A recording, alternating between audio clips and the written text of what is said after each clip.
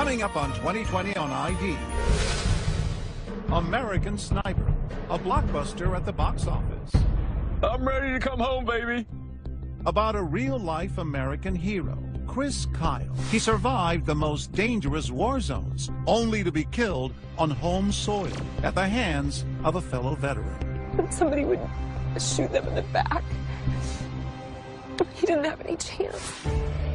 Now, the hero we didn't know. The sniper's wife, the American wife, Taya Kyle, reluctantly drawn into the spotlight. It's like my life lately has been the volume turned up all the way. I'm here. Your family is here. Your children have no father. I love to serve my country. Behind the public persona, Taya invites Robin Roberts into her very private world. We always felt like it was one of the best places on earth, honestly. It's serene. It is. On an emotional drive into the North Texas hill country, winding over creek beds, through prairies of blooming bluebonnets, miles of range bounded by barbed wire. A journey back to the darkest days in her love story with her husband. And it's horrible what happened, period, but in such a beautiful, peaceful area. And to the scene of the crime that shocked America, the gun range where Chris Kyle lost his life. As a way of comforting myself, in some ways, I just thought, well, at least it was maybe peaceful, and you didn't see it coming. A brave Taya Kyle about to confront the ghost of an unimaginable loss. You ready to do this? Good. A story of love, war, and renewal. Welcome to 2020 on ID. I'm John Quinones. Millions are familiar with the story of Chris Kyle, the Navy SEAL who struggled to balance a fierce commitment to comrades in Iraq with his duties as a family man at home. But no one knows that story better than Taya Kyle, the wife who fought her own battle to hold their marriage together, only to see her happiness shattered when Chris was murdered by another veteran of the Iraq War. Taya wrote an unflinching account of their marriage in her book, American Wife. And in 2015, she shared her story with Robin Roberts, from intimate family moments to the place where her husband lost his life, to her commitment to keeping Chris's legacy alive. It is a story of unbreakable love. This is American Sniper Chris Kyle as you've never seen him. Not in a Hollywood movie, but in a home movie. One of many his wife Taya Kyle is sharing exclusively tonight with 2020. You may not like everything, but it's for a reason. Faith was very important to Chris, too. Yes. The blessing of a new child. It's scenes like these that inspired Taya to write her book, American Wife, where she tells her story of love and loss with Chris. There was so much more to him. It was my chance to share some of that side, too, because I think he's earned it. For Taya, Chris was her unlikely soulmate, her cowboy in shining armor. He just had this softness and this tenderness. I continue to look back and be in awe of how he managed it all so well, honestly. When you open the book, 4 words jump out: love, war, faith, renewal. Why those 4 words? Love certainly is always a key thing for me. It always has been. It probably always will be.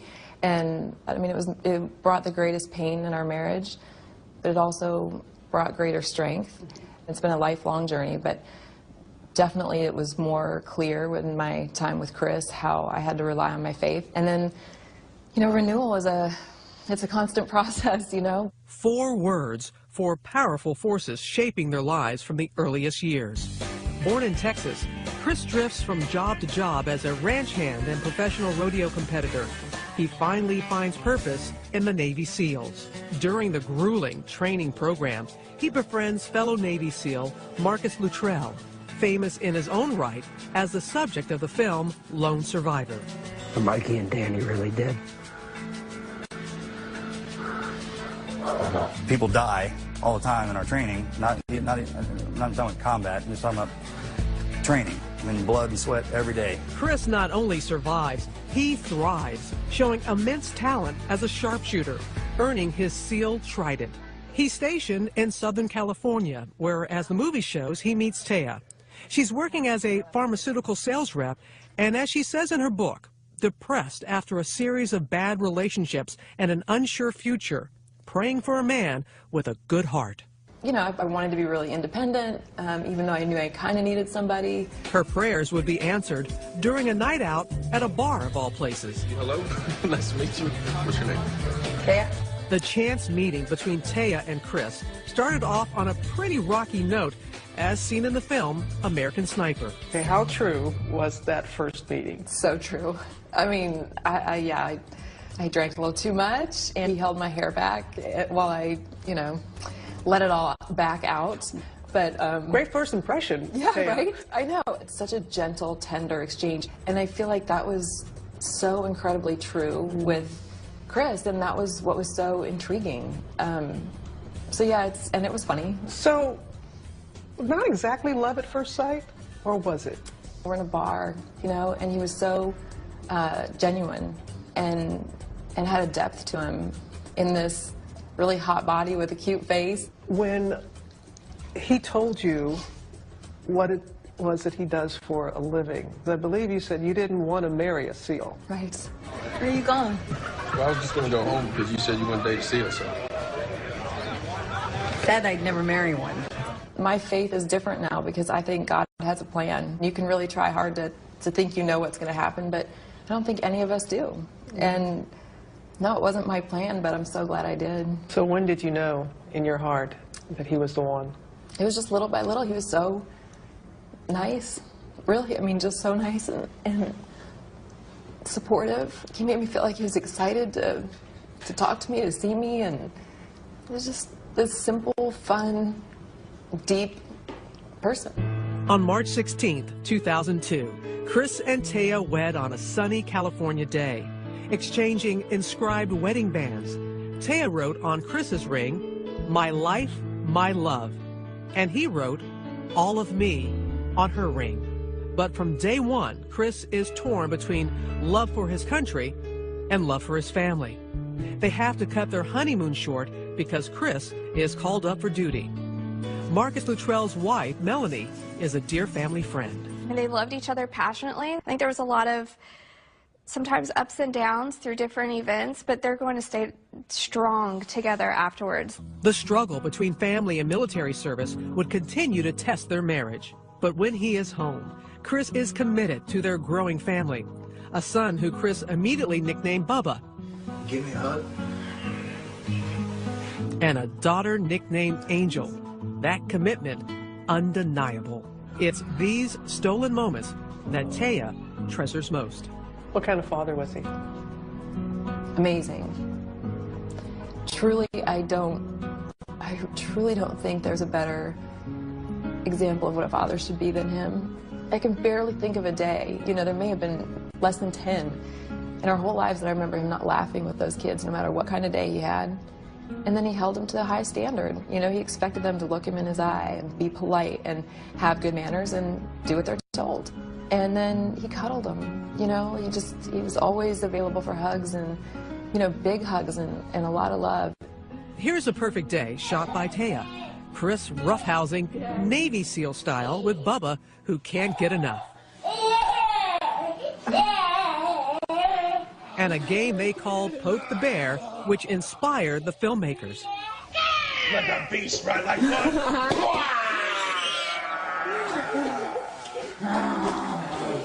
Taya's camera captures more than the fun times. She also records poignant, reflective moments like this. Listen closely as Chris talks to his son Bubba the night before his third deployment. Come here, Bubba.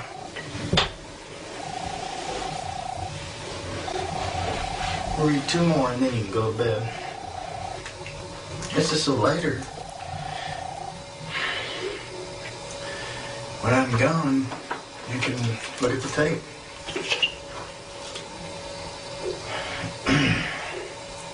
I know when he said, "when I'm gone," he was referring to deployment. But he is gone, and this can be played. What are your emotions and your children when you see this? I know that there was a part of him that also was referring to being gone for good. And that was always a possibility. When it came down to would he be okay with dying on the battlefield, absolutely. But I think in the moments where you're holding your kid and thinking about not being there with them, that's when the pain, you know, comes in. And there was plenty of pain for Chris and for Taya. When we come back, trouble in the marriage. I remember crying to him and saying, I don't want to tell you this because what if this is the last time that we talk? I don't want to tell you this because I don't want you to worry about it. And what the home movies would reveal about a family in crisis. What's this year going to bring for you? Sickness, misery, bankruptcy. Stay with us.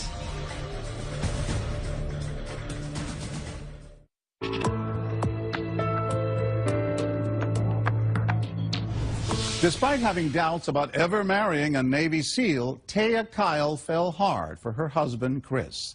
Still, as they built their life together, the couple would find the war Chris was fighting half a world away had devastating repercussions much closer to home.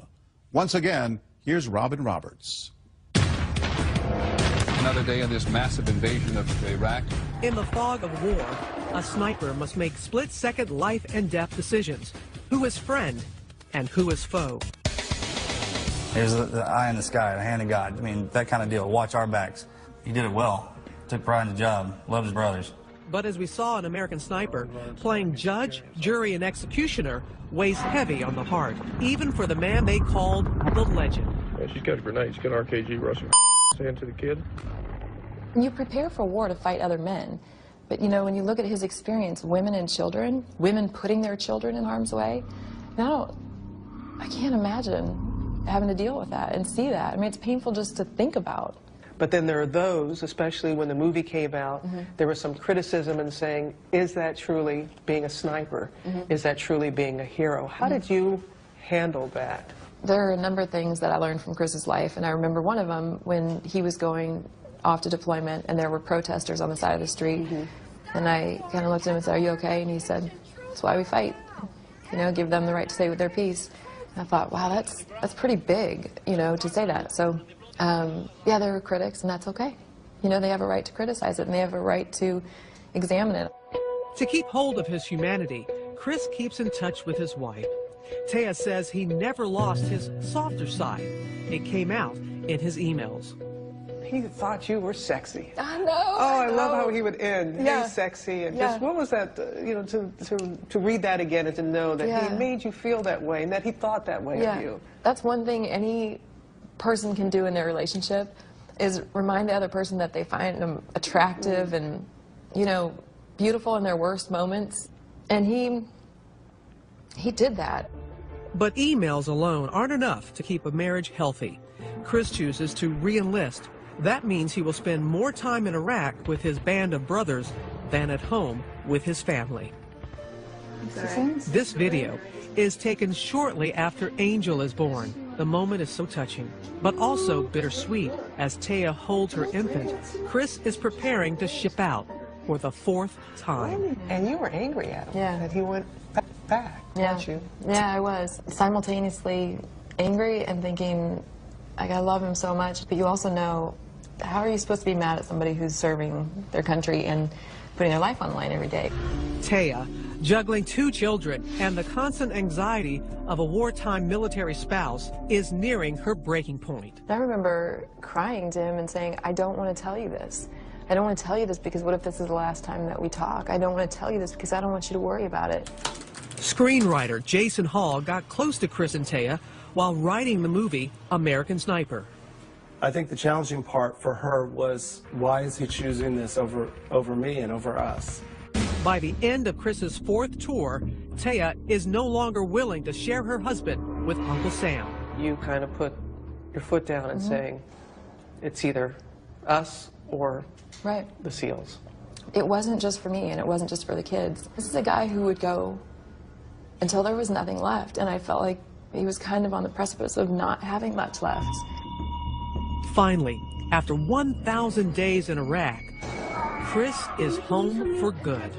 The kids are happy to have Dad back, and so is Taya. Daddy's being super dad. He's putting together your rip rider, and you just got it. But this video doesn't tell the whole story. Chris is struggling to return to civilian life, a mission as tough as any he's faced. In what ways did it change Chris? Did war change Chris? He had the sleepless nights. He had the high blood pressure. He had, the horrible dreams. He moves his family to Texas and starts a security business, but money is short, and the Kyles are facing bankruptcy. In this video, he can't hide his despair. So, what's this year going to bring for you? Sickness. Sickness, misery, bankruptcy. Money problems aside, Chris is suffering from PTSD and shutting out Taya, even texting an ex-girlfriend. You were so brutally honest about the toll that it took on the marriage and kind of danced around the ex-girlfriend. You never really came completely open and saying, was he unfaithful or was he not? How close did you all come to not making it as a couple? We came really close a number of times. Chris couldn't tell Taya about everything, but he could write down his war experience with the same unflinching accuracy he'd used to aim his sniper's rifle. There was a part of him that had to just throw his crap on the table and stand and be accountable for it and hide from it. The unexpected blessing of Chris's book, The American Sniper, was all the people at the book signings and after his death who have said that they felt so blessed to have that perspective because they could relate to it. And it wasn't all military families either. I mean, there were athletes who could relate to it and spouses who could relate to it. The book is a bestseller. Hollywood comes calling. Clint Eastwood signs on to direct Bradley Cooper in the movie version. Cooper knows it's not going to be easy to fill Chris Kyle's size 14 boots. Everything you could possibly want a job to be, something that scares the hell out of you, something that brings you to a different place, but in the end, changed my life, quite frankly. Bradley got to know Chris so well that he improvised by putting the teddy bear on his shoulders. How about kids? You want kids? Yeah, someday. And that just goes to show how much Bradley really got in the heart and mind of Chris. You like country music? Only when I'm depressed. And what about seeing herself on the big screen, played by Sienna Miller? And did you feel that Sienna was able to portray you the way you wanted to be portrayed? I spend a lot of time not talking about that because it's me and I'm more interested in talking about, Chris or the military, this and that. But I thought it's almost ironic because the military wives often get ignored. And here I'm doing the same thing to her performance because I think she did a phenomenal job. I mean, not only did she do a great job with the accent, but man, when she was crying on film, I don't think we'll be here when you get back. It was making me hurt. American Sniper hits a bullseye at the box office, making over $300 million in the U.S., over $500 million worldwide, and receiving 6 Oscar nominations. The love story of Chris and Taya Kyle seemed destined for a Hollywood ending. But when I meet Taya for the first time on the Oscars red carpet, Chris is already gone. What do you think, though, he would think? All the nominations, Best Picture, $300 million at the box office. I know. You know what? He would be absolutely blown away, and he would be as usual happening for couples who are healing with this movie. When we come back, the story of what happened after the movie's ominous fade to black. 911, and my brother just came by here. He told me that he's committed a murder. And Tay and I make that emotional visit to the place where she lost her husband. And I just needed to be with him, I just wanted to be with him. Stay with us.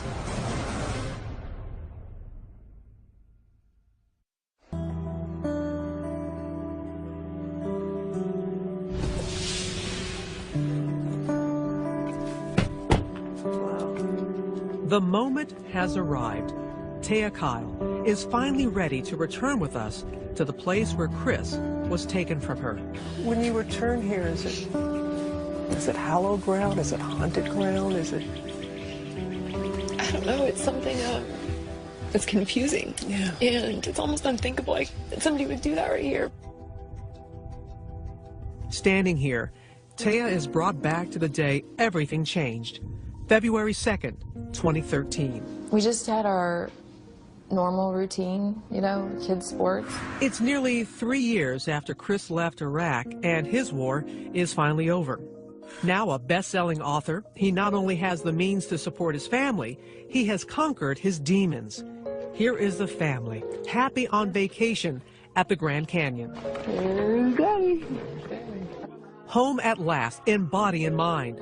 He has even begun helping fellow vets adjust to civilian life, bringing them to shooting ranges like this to relax and open up. You can still make a difference in this nation by the things that you do in your day-to-day life. One life that needed saving, Eddie Ray Ralph, a Marine who served in Iraq and in Haiti after the deadly earthquakes. When he got home, his life spun out of control. Violent episodes, even threats of suicide. Ralph's mother reached out to Chris for help. And even though Chris had never met Ralph, he agrees. Chris was going to go do something charitable and kind and something he really didn't have time for. He's one of those guys that made time. That brisk February morning, Chris asked his best friend, Chad Littlefield, to come with him and Ralph here to the Rough Creek Lodge gun range, a hunting resort about 2 hours southwest of Dallas. But when Chris and Chad pick up Ralph in Chris's big black truck around 1 in the afternoon, Ralph is wary and the feeling is mutual. The strange man in the back seat set off alarm bells for Chad and Chris. While driving, Chris texts Chad, "This dude is straight up nuts." Chad responds, "He's right behind me, watch my 6. Military slang for watch my back. Still, when they arrive at the range, Chris goes ahead with the day's plan. Chris was definitely in the front, and Chad was behind. And I know that he had just shot some Old West kind of replica guns, and both of them were empty. Ralph waits until Chris has fired all his shots downrange and guns down Chad.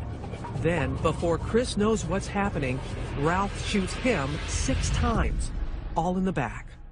I know that Chad and Chris both had their sidearms holstered and on safety. The shooter, I think, was over there, and he definitely had some loaded weapons that he turned on him quickly, if not simultaneously. Mm-hmm. I don't think they've ever been able to pinpoint exactly. If he had 2 guns, it could have been. I know they didn't. Neither one of them saw it coming. The man who survived 1,000 days of war and made it home has been killed by a fellow veteran. Dying's one thing. Everybody dies, but you shot him in the back, man. You're a coward. Ralph takes Chris's gun and his truck and heads to his sister's house, telling her he just killed 2 men. The second he leaves, she calls 911. 911, yes, ma'am. My brother just came by here. He told me that he's committed a murder. Taya hears the news from Mark Tribley, a family friend on the local police force. I immediately left the police station, went to his house. Taya immediately knew something was wrong, and I told her that it was confirmed that Chris had been murdered. I just looked at him. I remember looking in his eyes so intently and just saying, like, "Are you sure?" Because I've had these scares before where I thought he was dead and he wasn't. And he said yes. I just remember thinking, there's no way you're wrong. Like, there has to be. He was a survivor and a fighter, and, you know, and honestly, I didn't know how many times he'd been shot or that somebody would shoot them in the back. He didn't have any chance, and I think that was part of it, is he was so capable. And he'd been in so many close calls that it didn't seem real. For so long, she had to worry when Chris was overseas. But once he came home, that put him in the clear. She never have to worry about that again. She thought she was going to have him for the rest of her life. And then all of a sudden, on a normal Saturday, she gets a knock at the door, and that immediately changed her life. When they came to the funeral home, I just said I need to see him, like, the minute he gets in. And I know they wanted to clean him up and all that stuff, and I just couldn't have been more emphatic. And on the way there, one thing that I remember asking the guy who went with me, a friend of ours, I just asked him, I said, "Are his hands okay?" And I said, "It's fine if they're not, I just want to be prepared." And he said, "No, I think they're okay." And I just wanted to hold his hand, you know? And even if it had been shot up, I still was going to hold his hand, but I just wanted to know before I went in. And people were concerned, you know, like, "Are you going to be okay going in?" And I said, "Yeah, going in isn't going to be the problem. You know, getting me out of there is going to be the problem." And it turned out it was. That was the hardest part. How were you able to tell your children about what happened to Chris? It was one of the hardest things I've ever had to do. And I remember thinking, you know, maybe I'll take them outside so they don't have the memory of getting this news in the house. I just told them something really bad had happened and that Daddy got hurt. And my daughter looked at me and she said, "Is he dead?" And then I just, you know, shook my head, and then just the sound from her chest and her stomach, that guttural cry came from, is she was thinking that couldn't possibly be true. It's very hard to understand.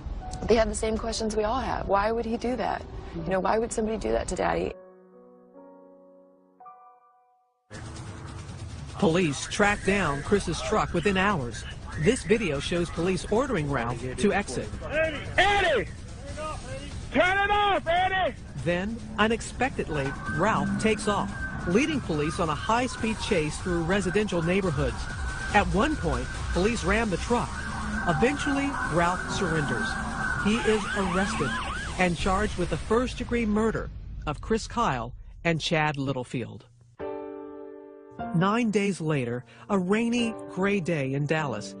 Thousands file into AT&T Stadium, home of Chris's beloved Dallas Cowboys, to pay their respects to a fallen American hero.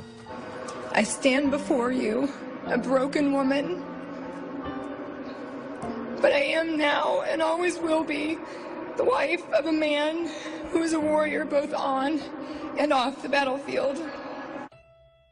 Chris Kyle's funeral procession to the Texas State Cemetery, providing the movie's poignant final moments. The pictures taken from real life, like these unforgettable images captured by ABC stations KVUE and WFAA. The drive to Austin, to the cemetery. It was 200 miles of people lined in the streets and on every overpass, and bagpipers, and people stopped on the other side of the freeway. I mean, it was that feeling of patriotism and acceptance, and that goes right in line with Chris's life. Taya still has mixed feelings about this place, where her husband spent so much time. For him to lose his life in that manner has to just, he must look to the heaven. Are you kidding me? Yeah. I mean, he didn't even have a bullet in his gun. Right. Didn't even have a chance. Right. And I guess when I try to comfort myself, I think if God had gone to Chris and said, "Hey, if I can take your life, I'll inspire a lot of people. Are you willing?" I feel like he probably would have said yes, you know? To be here where it actually happened, because it makes me want to just pay my respects and say thank you to your husband. Really. Thank you. When we come back, Chris Kyle's accused killer gets his day in court. This matter styled State of Texas versus Eddie Ray Ralph. His defense of insanity. The ones in the sky are the ones that fly, you know what I mean? And Taya's reaction. I wanted to come out of my seat like, you don't have a right. Stay with us.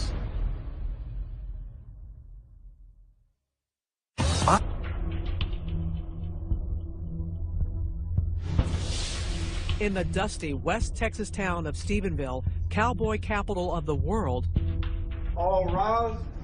Taya Kyle comes to bear witness as the man who killed her husband is brought to justice. This matter styled State of Texas versus Eddie Ray Ralph. 2 years later, Ralph looks very different. He's heavier and neatly dressed. What was it like being in that courtroom with him? You know, some of the pictures, when it was autopsy type pictures, and he'd be staring at them, I wanted to come out of my seat, like, don't you dare look at them in that vulnerable state. You don't have a right. It's a challenge for Taya just to be here. The 2 years since Chris was taken from her have been the darkest of her life. And I know, Taya, you tried to remain as strong as you could, but you went down a deep hole, depression in some ways.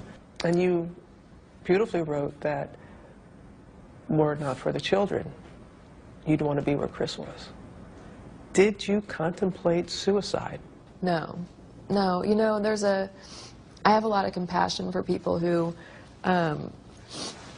feel that way, but I also know without a doubt that the people left behind are never the same. They're never okay. A phrase kept running through her mind. I don't understand. I think everybody goes through things in their life where they're like, this does not make any sense, or I don't understand why this is happening, but that's part of the journey to faith, I think, is to say it's okay not to understand all of the reasons why, but to see how you can be better for it and what you can take away from it, how you can help others, because we all have something. Well, that's faith. Faith is not seeing, not knowing. Right. That's why it's called faith. Yes, yes. All right, Mr. Nash, you may call your first witness. The state calls Taya Kyle. Taya will need every ounce of her faith to get through this trial. Who were you married to prior to February the 2nd, 2013? Chris Kyle. She introduces the American sniper few knew. The good son, the family man, celebrating their last Easter. I was outside our house on Easter morning. Chris hiding Easter eggs for the kids. The state's case, crime scene photos, x-rays of fatal bullets, a recreation of the shooting. We have the shooter in position sitting right there. No doubt, Ralph did it. He didn't just want Chad dead. He wanted Chad dead, dead, dead, dead, dead, dead. And he wanted the same for Eddie Ray Ralph's defense. Psychosis, delusion, schizophrenia. He was crazy. Not guilty by reason of insanity.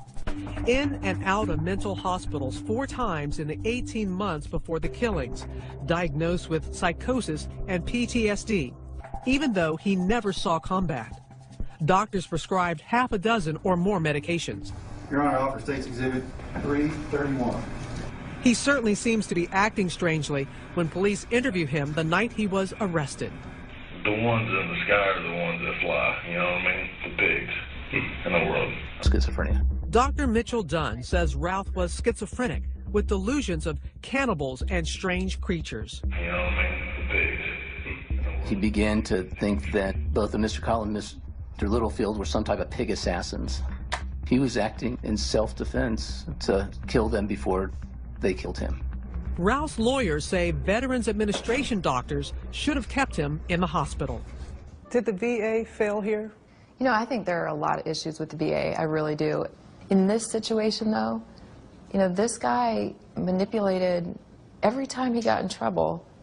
He used some sort of excuse. But the prosecution says maybe Ralph just wanted to be the man who shot Chris Kyle. If you kill somebody known as the American Sniper, it might make you feel important.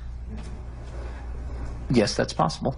It is time for The jury heads on in their ears. this defendant gunned down 2 men in cold blood, shooting them in the back in our county. Find him guilty. Jurors deliberate together, pray together, and then decide. The way he carried out these murders and then in his actions afterwards. The reloading of the gun, the taking the truck. He ran from the police. He may have had some mental issues, but I don't think it rose to the level of that he didn't know what he was doing was wrong. I've been advised the jury has reached a verdict in this matter. Is this correct? Mr. Ralph, if you'll please stand. We, the jury, find the defendant Eddie Ray Ralph guilty of the felony offense of capital murder as charged. The sentence is automatic, life without parole.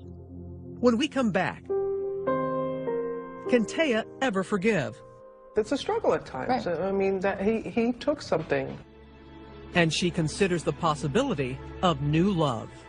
But you even said, Taya, that you heard Chris saying he wants you to allow yourself to find another love.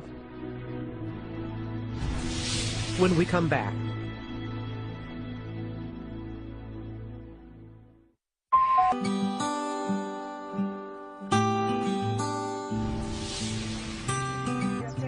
This is your home. You're very private about it, and rightfully so. It is springtime in Texas, and Taya Kyle invites us to her new home.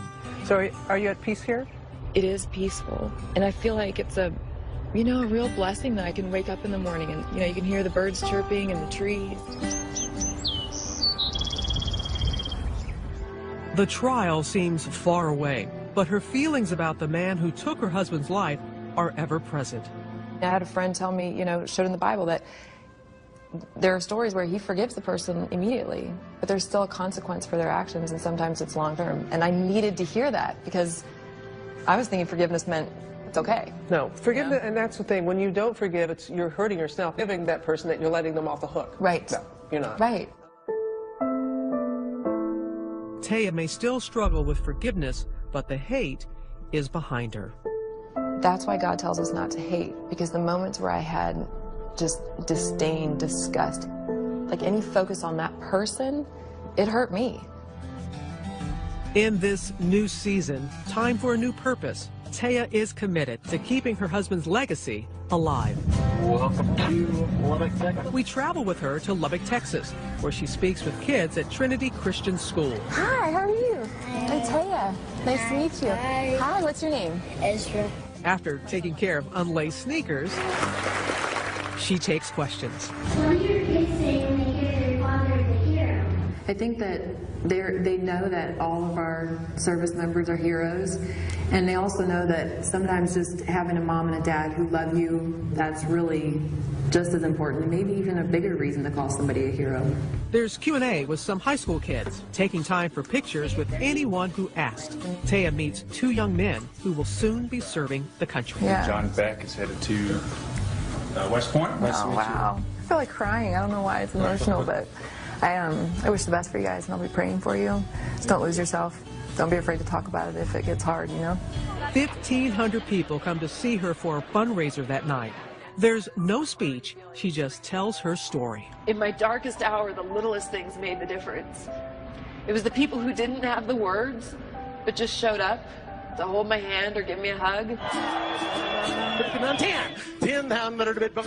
They auction off a rifle, an autographed copy of Taya's new book, and a hunting dog. 14-week-old female black lab. You know what her name is? Sniper. I've got a couple guys that know they're alive because of this. Thank you for telling me that. They raise $100,000 for the Chris Kyle Frog Foundation. The money will go to help take care of veterans and... Let's talk about the foundation. One of the key things, and it's important to me, is that it's for first responder families as well as veterans, because he cared about them, and they're fighting the battles on the home front, but their marriages are taking a toll, and they start strong. These are strong people that are willing to take on that kind of lifestyle, and they could use our help. Back home, Taya takes me to see a special place on the property, the stable. It's kind of fitting with everything we've read about Chris. He was a cowboy. Right. Cowboys have horses. Right. His spirit is something that it's important to me to keep that alive for the kids. And, you know, they've been robbed, but I'm going to do my part to try to help them know their dad through different experiences. And horses might be one of them, you know? Look at you, looking good. Did you ever think you'd marry a cowboy? No, but it was exciting. I never probably thought a cowboy would want me, but... Before we say goodbye, Taya and I find time to go riding. And I'll tell you right now, neither one of us is getting on any wild horses the way Chris Kyle once did. What is it that you like about riding? Well, I love the fact that the animals have that. I feel like there's sort of a spiritual sense to them, and I like the peace of it. I just think they're magnificent animals, you know? And there's no place like the back of a horse to give you a fresh perspective on what's around the bend. Which brings us to a story Taya tells those high school students about her son. He said something to me about dating. I said, no, I'm not interested.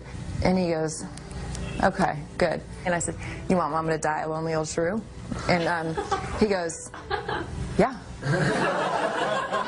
I'll love you. I know no one can replace Chris, but I do hope that she finds love with someone. Taya writes in her book about a big decision.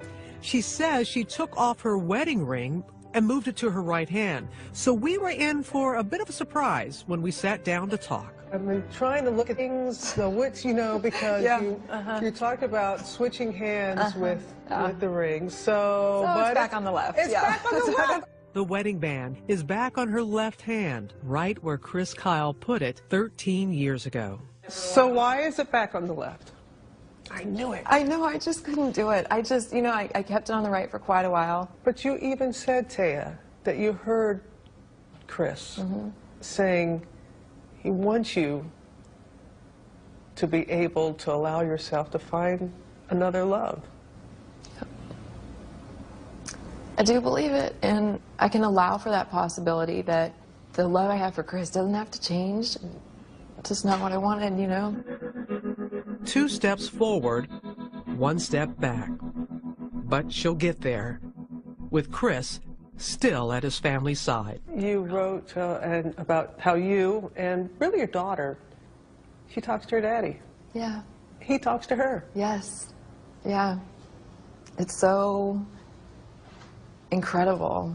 And, you know, everybody can have their own beliefs on it, and I feel like sometimes you have to experience something yourself to really buy into it. But it's one of those things where it really doesn't matter, I guess, what anybody else thinks, because she has a relationship there, and my son does too, in a different way. And they'll find their way, and it may ebb and flow, but they will never, ever have any doubt that they were loved and that they're still, you know, being watched out for in some capacity by him, if it's through me or if it's by him.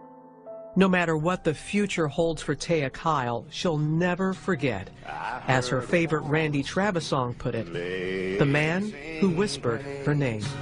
I heard a night bird call to its name. Hey, when I heard you whisper my name.